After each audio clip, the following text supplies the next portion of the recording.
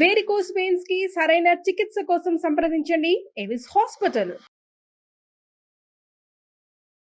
నమస్తే రమగారు. నమస్తే రమగారు, శనీశ్వరుడు మనము ఆయన అంటేనే భయపడిపోతూ ఉంటాం కదండి. ప్రత్యేక దర్శనాలు మాత్రమే చేసుకుంటాము, ఆలయాలు కూడా చాలా తక్కువ ఉంటాయి. ఈయనకి సంబంధించి అసలు కథ ఏమన్నా ఉందా? ఎందుకు ఈయన భయపెట్టేస్తున్నాడు జనాన్ని? ఆయనకి సంబంధించి సరదా కథ ఒకటి ఉంది, చెప్తా. అంతేనా? శనీశ్వరుడు అంటే ఆయన అన్ని గ్రహాలు లాంటి వాడే జయ. మనం ఎక్కువగా ఊహించుకుంటున్నామా? కాదు, చెప్తా. శనీశ్వరుడు అంటే ఈశ్వరుడు అంటాం, ఈశ్వరుడు కాదు, శనైశ్వరుడు. మెల్లిగా నడుస్తాడు.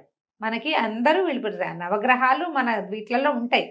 మన జాతక చక్రంలో మన దశల్లో 9 మందికి ఉంటాయి. అన్నీ ప్రధానికి టైం ఉంటుంది. ఈయన స్లోగా వెళ్తాడు, దశ నడవదు. పైగా ఈ శనిలో అర్ధాష్టమ శని అని, అష్టమ శని అని, ఏలినాటి శని అని, ఏవో బోల్డ్ పేర్లు. అవునవునవును. ఈ దశలో ఏంటంటే పని అవ్వదు, ఏది నజ్జుగా ఉంటుంది, బద్ధకంగా ఉంటారు మనుషులు, లెథర్జికల్గా ఉంటారు. వీళ్ళకి పనిచేసే వాళ్ళకి బద్ధకమే వస్తుంది, వీళ్ళకి ఏది అవ్వదు, పని అవ్వదు, చదువు అవ్వదు, పెళ్ళి అవ్వదు, అన్ని స్లో. అట్లా కష్టం అన్నమాట. వ్యాపారాలు నడవకుండా ఉంటాయి, విద్యాభ్యాసం నడవకుండా ఉంటుంది, స్లోగా నడుస్తుంది. పోతూ శని మంచి చేసి పోతాడు, అలాంటివి కూడా చెప్తారు పెద్దవాళ్ళు. శని దశ ముగిసేటప్పుడు మంచి చేస్తాడు, చాలా విసిగించేస్తాడు, కానీ చివరికి వెళ్ళాక మంచి చేసి వెళ్తాడు. ఏవేవేవో చెప్పుకుంటారు.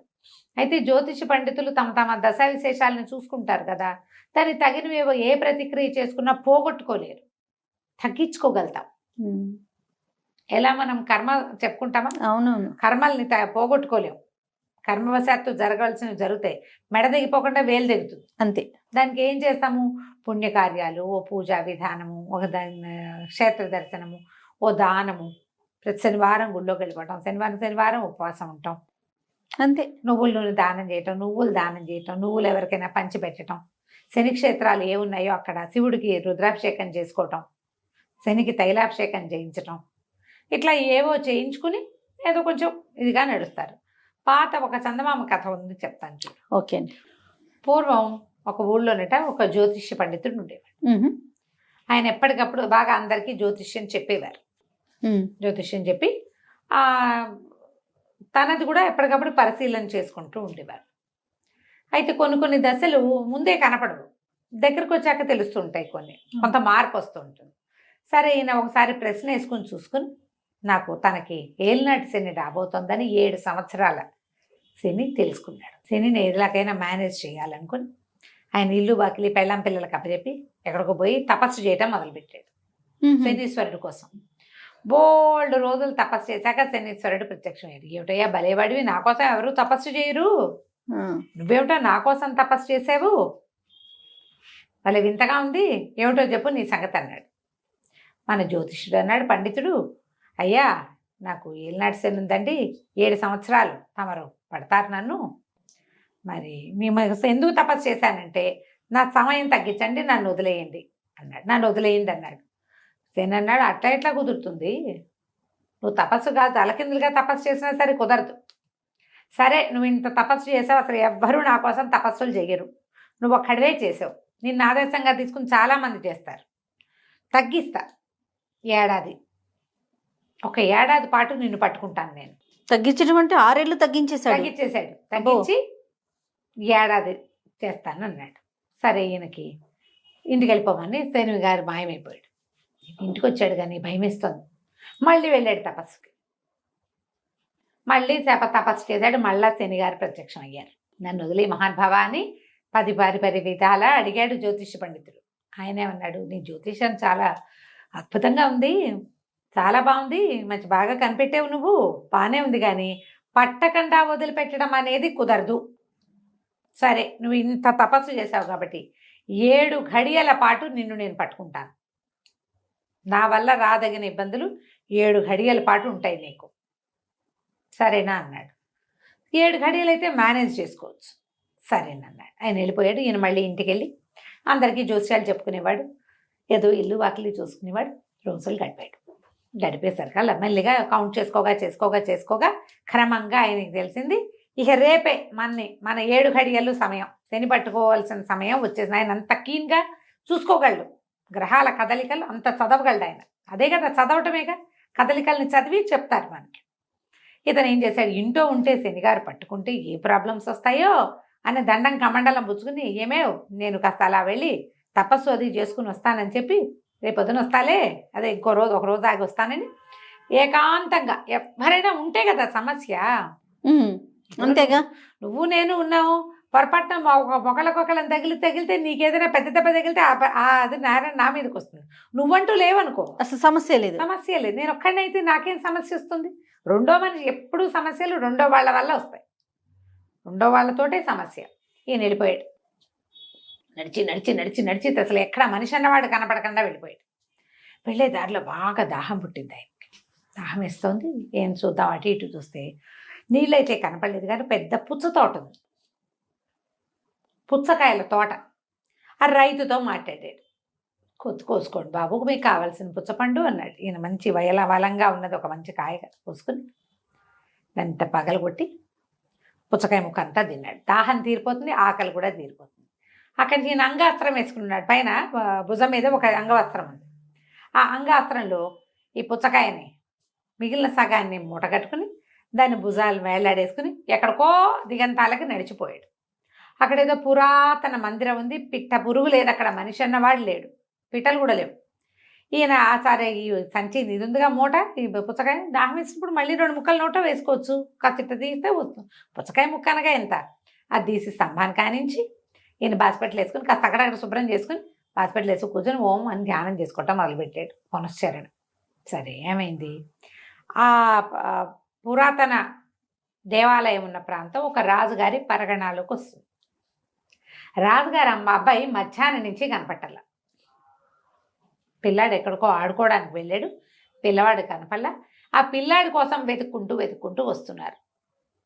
వచ్చిన వాళ్ళు ఇప్పుడు ఈ మందిరం దగ్గర ఎవరో మనిషి పొలకం ఉందని ఎవరో చెప్పారు. పిల్లాడు ఏమైనా ఆటకు కానీ అటు వెళ్ళాడేమోనని 4 సైనికులు ఇటు పరిగెత్తుకుంటూ వచ్చారు, ఈ పక్కకు వచ్చారు, గుర్రాలు వేసుకొచ్చేసారు. ఈయన దారిని జపం.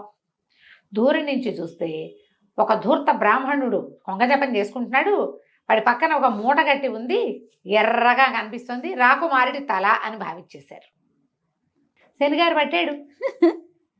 ఈ పుచ్చకాయ సగం విరిగిన ముక్క తల్లాగా అనిపించింది. ఇప్పుడు పుచ్చకాయ ముక్కని తెల్లటి బట్టలో మూట కట్టి పెడితే కాసేపటికి అదంతా ఎర్రగా వచ్చేసి, ఆ కంచి ఇంకేముంది ఏంటో ఎర్రగా కనిపిస్తుంది, తలకాయలాగా కనపడుతుందని ఆగ మేఘాల మీద దూకేశారు ఇక్కడికి.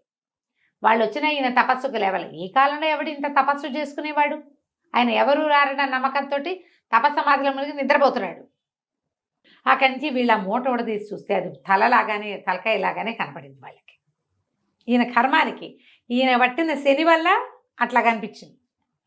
అక్కడి నుంచి లేలే అని లేపేసి రెక్కలు బట్టి లేవదీశారు.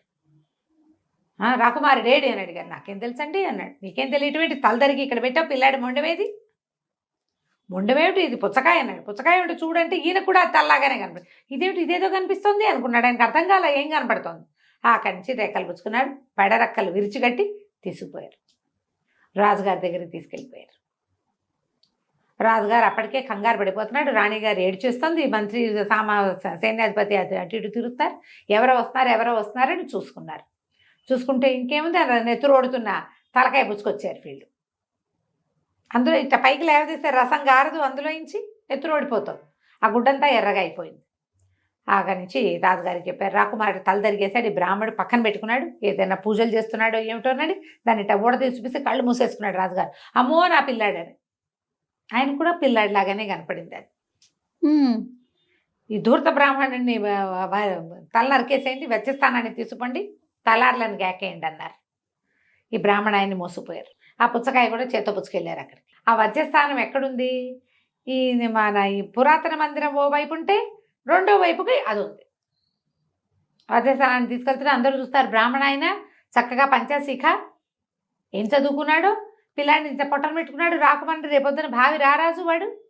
అయ్యో అయ్యో అని ప్రజలంతా హాహాకారాలు చేస్తున్నారు. ఈయనకి ఏం చేయాలో జపం మర్చిపోయాడు. లెక్కెట్టుకోవడానికి ఏమి బుర్ర కూడా పనిచేయట్లా. లెక్క పెట్టుకుని శని ఇది మనని పట్టింది అది తెలియలా, ఇంకా కుర్రీ తెలీదు ఆ శని దశలో. అక్కడి నుంచి వజ్రస్థానానికి తీసుకెళ్ళిపోయేసరికల్లా హాయ్ భలే ఉంది అని చప్పట్లు వినపడ్డాయి. తీరా చూస్తే రాకుమారుడు ఉంచున్నాడు అక్కడ. ఆ పిల్లాడు అదంతా తిరిగి తిరిగి ఆడుతూ ఆ వజ్రస్థానం దగ్గరికి చేరాడు. వచ్చాడు. ఈయన్ని పైకి ఎక్కించి 2 చేతులు కట్టేసి పైకి ఎక్కిస్తుంటే భలే భలే అని చప్పట్లు కొడుతున్నాడు. తెల్లబోయారు సైనికులు. ఇదేమిటి రాకుమారుడు కనపడుతున్నాడు, తలకాయ రాకుమారుడు అన్నాం కదా అని సంచి పొడదీశారు. చూస్తే పుచ్చకాయ మొక్కద్దు అందులో. శనిగారు వదిలేశాడు. అయిపోయింది. 8 గడియలు 7 గడియలు 7 గడియలు. 7 గడియల పాటు అందరినీ భ్రమలోనే ముంచేశారు. వీళ్ళని దుర్మార్గుడుగా చూపిస్తాడు శని ప్రపంచాన్ని. అంతేగా. ఆ సమయం అయ్యేదాకా వాడెవ్వరికి మంచివాడుగా కూడా ఉండడు. మోసకారిగా, దుర్మార్గుడుగా, చేతకాని వాడిగా, చవటగా, ఇంట్లో వాళ్ళకేమో చేతకాని వాడిగా కనిపిస్తాడు. అంత మోసం చేయగలడు, అంత పని చేయగలడు ఆయన. 7 గడియలు అయిపోయాక అక్కడి నుంచి రాజుగారు పరిగెత్తుకొచ్చి మమ్మల్ని క్షమించండి, ఏమిటో ఈ పుచ్చకాయ ముక్కని మేము రాకుమారి తలగా భావించాం, పిల్లాడు సైతలా మాకు శుభ్రంగా క్షేమంగా ఉన్నాడు అని దండం పెట్టాడు.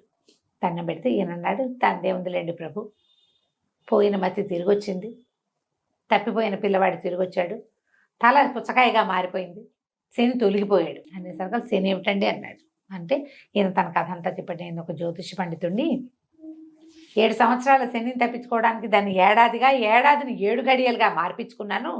ఆ 7 గడియల కాలంలోనే నేను ఇలాగా పట్టుబడాల్సి వచ్చింది, ఇట్లా దుర్మార్గుడిగా ప్రజలందరితోటి మాట పడాల్సి వచ్చింది, ఏదో ఒకటి చేసే ఉంటాననే మాట మోసుకోవాల్సిందే నేను అనేసరికి రాజు ఆశ్చర్యపడి, ఏంటి అంత కరెక్ట్గా తెలుస్తుందండి మీకు అన్నాడు. అక్షరాలా తెలుస్తుంది ఆయన, నీ కొడుకు మీద ఉన్న పీడ కూడా తొలగిపోయింది, వాడు చచ్చిపోయాడని మీరందరూ ఏడ్చారు, వాడికి ఉన్న పీడ పోయింది అనేసరికి రాజు ఎంతో సంతోషించి, మీకు ఎంత విద్వత్తు ఉందండి, మీరు రండి, మిమ్మల్ని మా ఆస్థాన విద్వాంసుని చేసుకుంటాం.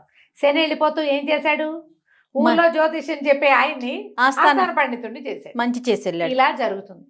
ఈయన రాజుగారు ఆస్థాన పండితుడు అయ్యాడు. తర్వాత హాయిగా ఉన్నాడు. కథ కంచికి మనం